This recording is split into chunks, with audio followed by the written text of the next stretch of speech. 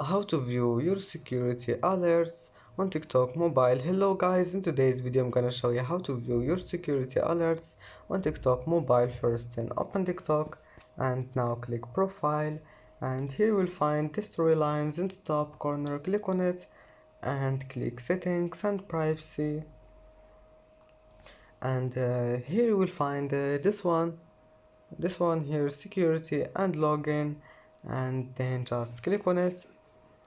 And then now all you need to do is just click security alerts here, the first one, just click on it, and here you can view your security alerts on TikTok. And that's it for today's video.